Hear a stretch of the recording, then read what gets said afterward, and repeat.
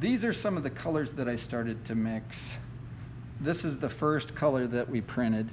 And then I started mixing a little bit of that into my next color. And I was unsure which one I wanted. I felt like these were too dark, and then I feel like those are the right value. I don't want to get too dark too quick. That's typically what happens when people start printing, is they get too dark on the value scale here.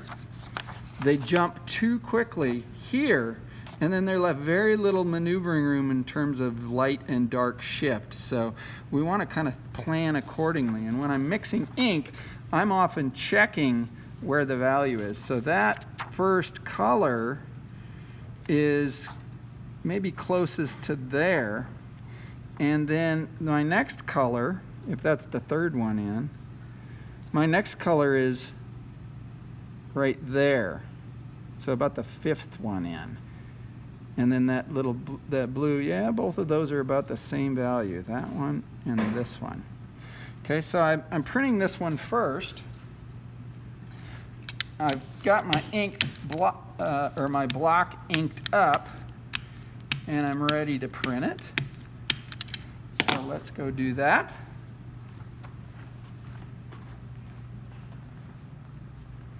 Again, same thing, consistency is the key. Put the block in kind of in the same way every time so that it's in the same place. You can see again, there's our first color that we've printed.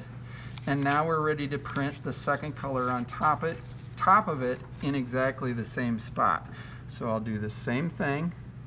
I will take my paper and move it up to the top bumper, and then I'll slide over to the one on the side. And once I feel like I'm sure it's in the right spot, I'll lay that down, touch it a little bit so that the paper doesn't move as I put the tympan down. And again, the tympan should go just on the block, not on our paper bumpers. And let's see what this looks like.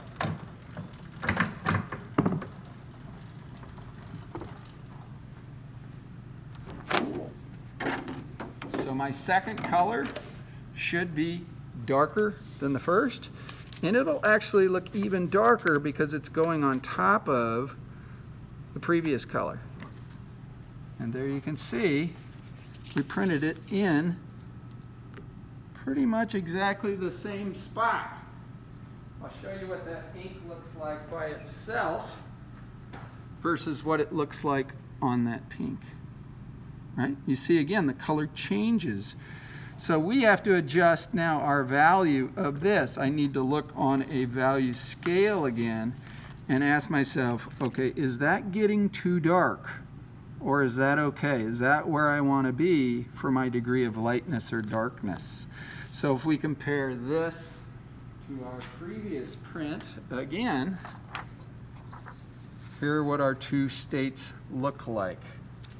Our first stage, and then our second reduction stage, right? I've carved out everything I want to stay this color, and the only thing that is left printing is the areas where I have the second color and my other two colors if I'm talking about 4 colors, right?